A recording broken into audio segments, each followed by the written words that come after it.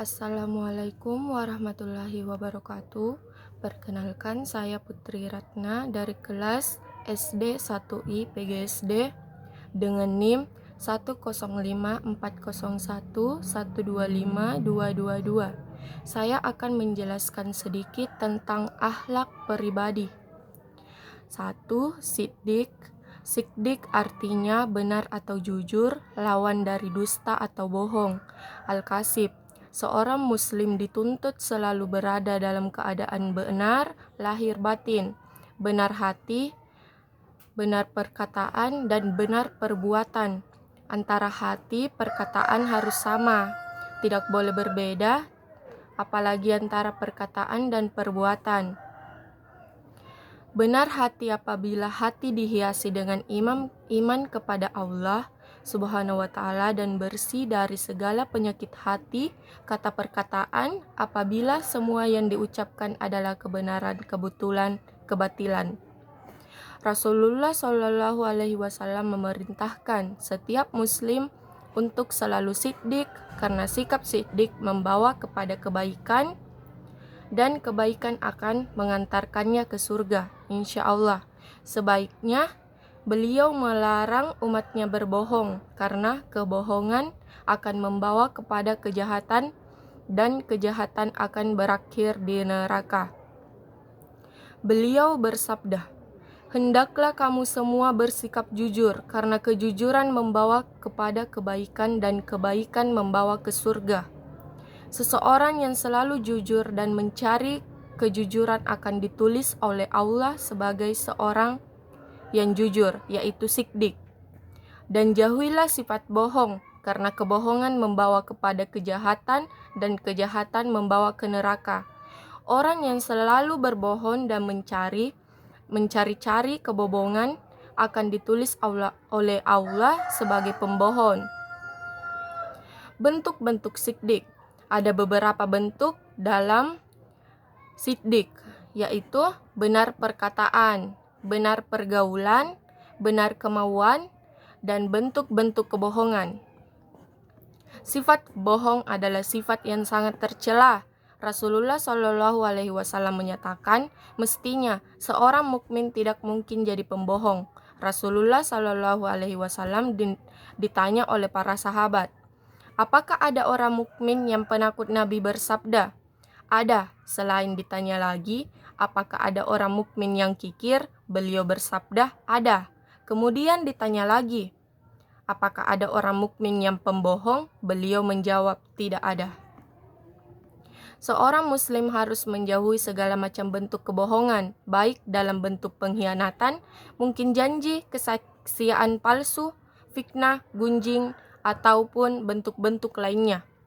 Berikut ini beberapa bentuk kebohongan yang biasa terjadi di tengah masyarakat, yaitu khianat. Pengkhianat.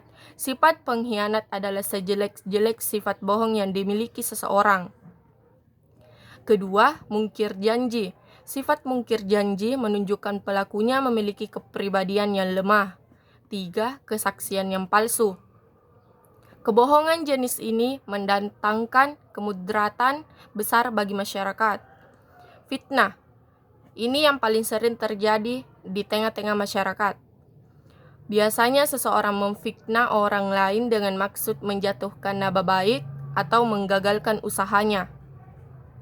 Gunjing. Sifat ini menunjukkan bahwa pelakunya memiliki jiwa yang sakit, tidak ada yang menjadi keinginannya kecuali melihat orang bermusuhan. Yang kedua, yaitu ada amanah. Amanah artinya dipercaya, seakar dengan kata iman.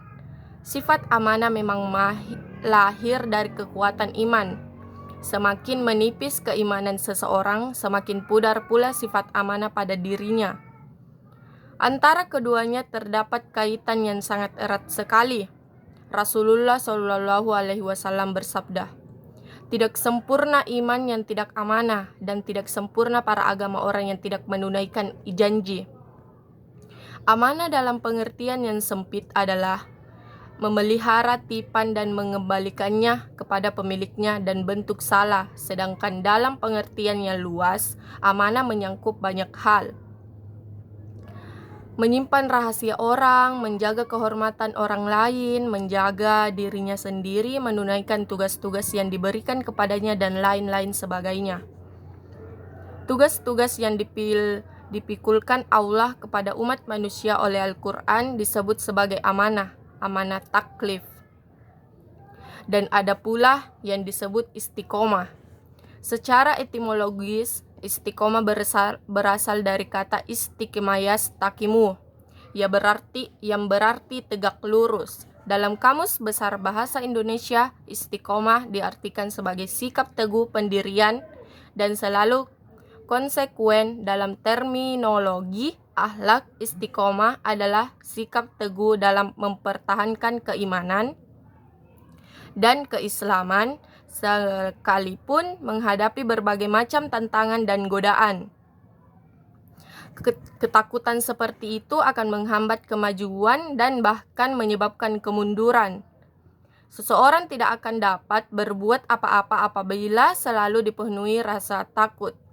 Yang dimaksud ini bukanlah sedih yang manusiawi, misalnya kesedihan tatkala orang tua, anak atau orang-orang yang dikasihi meninggal dunia, atau tatkala mengalami kegagalan dalam usaha. Tetapi rasa sedih yang mesti dihindari adalah rasa sedih yang berlarut-larut, yang menyebabkan rasa kehilangan semangat dan selalu diliputi penyesalan. Sekalipun jumlahnya hanya kurang dari sepertiga musuh, tapi tidak gentar dan tidak mundur. Mereka maju terus ke medan perang dengan gagah berani, sehingga akhirnya Allah memberikan kemenangan. Dan akhirat nanti Allah Subhanahu wa Ta'ala juga berjanji akan melindungi orang-orang yang beristiqomah. Dan itu berarti mereka akan dibalasi dengan syurga, tempat segala kenikmatan dan kebahagiaan. Terima kasih atas penjelasan saya. Sekian dan terima kasih. Wassalamualaikum warahmatullahi wabarakatuh.